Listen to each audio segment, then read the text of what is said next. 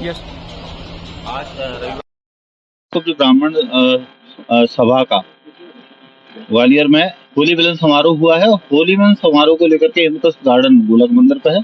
यहाँ सभी लोग एकजुट होकर के फूलों से होली खेली गई है। यहाँ समाज के जो प्रबुद्ध लोग हैं उनसे हम जानते हैं इसके होली मिलन समारोह जो आयोजित किया गया है वो आयोजन के पीछे क्या उद्देश्य है और सामाजिक एकता को लेकर के हमारा समाज कानूनी ब्राह्मण समाज क्या कर रहा है, इसको लेकर के हम सबसे पहले जानकारी लेंगे राममोहन त्रिपाठी जी से।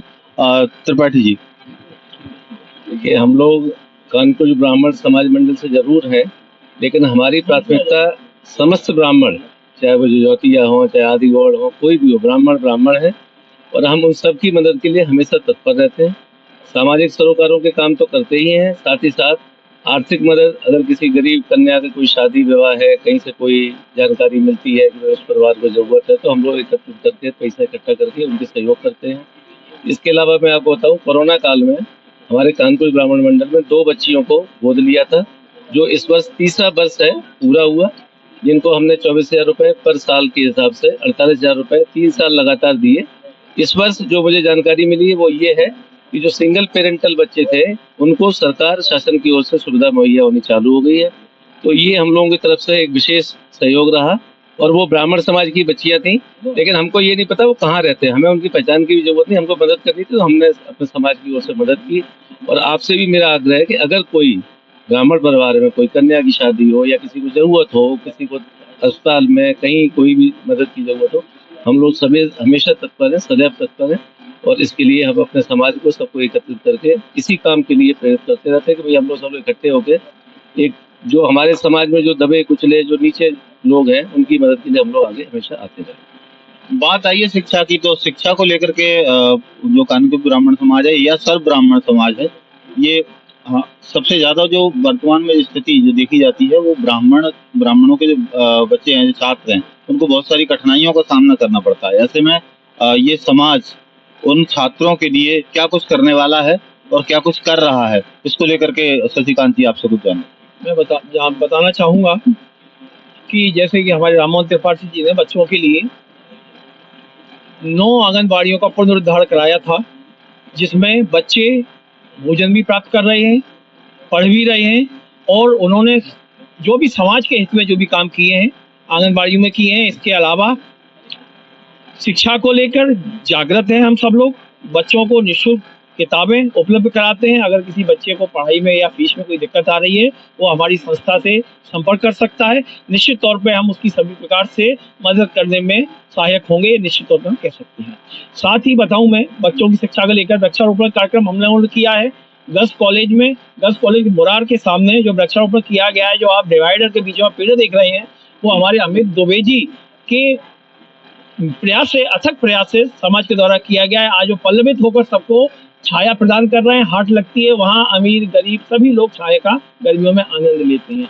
साथ ही गौशाला में हम लोगों ने वृक्षारोपण किया था पिछले साल, आज पल्लवित होकर बहुत बड़े बड़े पेड़ हो गए हैं। इसी साल हमने जिला हॉस्पिटल में किया था, जिला हॉस्पिटल में बड़े बड़े वृक्ष हो रहे हैं, उनकी देखरेख भी हम लोग करते हैं साल भर। ऐसा नहीं है वृक्ष लगाकर छोड़ दें हम, हमारी संस्था नियमित रूप से अगर कोई काम हाथ में लेती है तो निश्चित तौर पे अपना उत्तरदायित्व समझकर उसका पूर्ण संरक्षण करती है।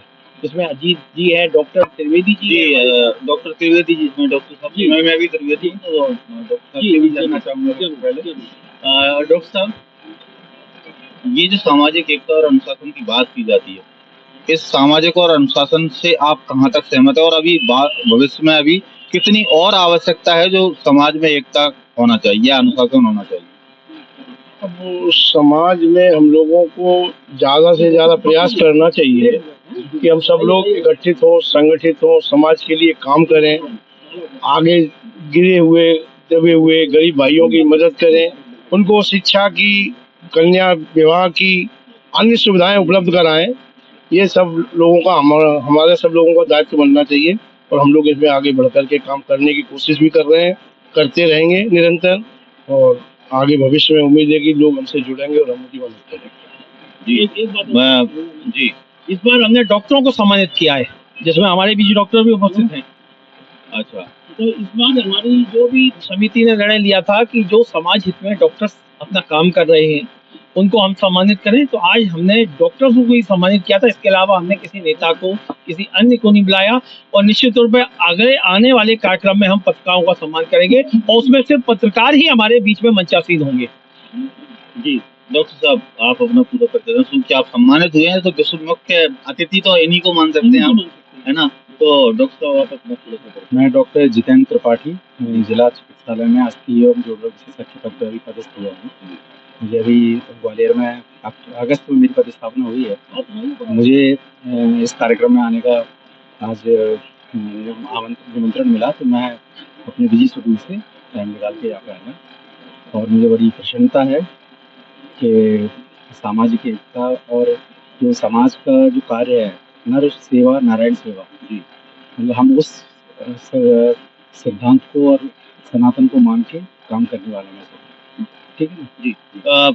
चूंकि आपका सम्मान हुआ है आज और आप चिकित्सा सेवा क्षेत्र से जुड़े हुए हैं, तो हमारा जो यूथ है और आप उस यूथ का ही प्रतिनिधित्व करते हैं, तो यूथ को ऐसा क्या संदेश देना चाहेंगे जिससे सकारात्मक कुछ लहर जाए, मैसेज जाए लोगों को?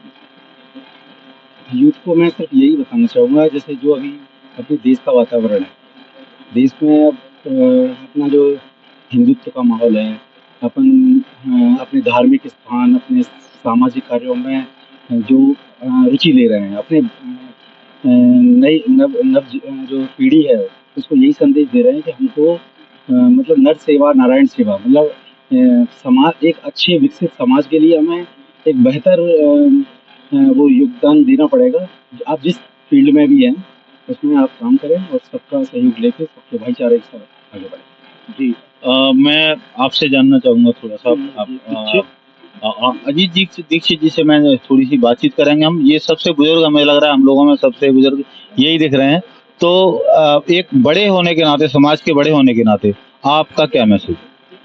जी, मेरा मत यही है कि कैसे भी हो, ब्राह्मण समाज एकत्र होकर और अच्छी तरह और अपने समाज के हित में जो काम हो सके वो करें और समाज को एकता से बनाए रखें। और सबसे अच्छी बात ये होगी कि सभी ब्राह्मणों से ये अपील है मेरी कि अपने बच्चों को संस्कार की शिक्षा जरूर दें, जिससे आगे चल के बच्चे संस्कारी बने।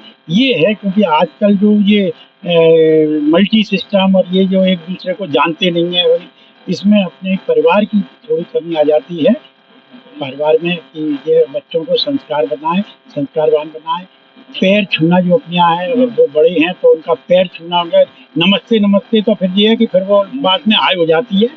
तो मेरा यही है कि समाज तभी सुधरेगा जब बच्चे संस्कारी। युवा वर्ग का प्रतिनिधित्व कर रहे हैं नीरज द्विवेदी जी, और नीरज द्विवेदी जी बड़े आंदोलन और सामाजिक जो कार्य होते हैं उनके लिए जाने जाते हैं।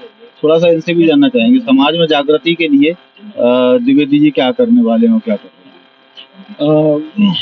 मेरे हिसाब से जो ब्राह्मण समाज है, सभी समाजों में संतुलन बनाने का कार्य आदिकाल से करता है और वर्तमान तक कर रहा है, भविष्य में भी करता रहेगा। ये सिर्फ एक समाज की बात नहीं है, ये प्रतिनिधित्व करता है संपूर्ण समाजों का। ब्राह्मण सिखाता है, हमारी पूजा पद्धति सिखाता है, धर्म को कैसे आगे ले जाना है वो सिखाता है, और इसके अलावा सभी प्रकार के गुण ब्राह्मणों में बसे हुए हैं, वो अपने पूरे समाज को बांटने की कोशिश करता है। ब्राह्मण ही है जो सिर्फ ब्राह्मण आपस में एक दूसरे का नहीं, जबकि सबका है।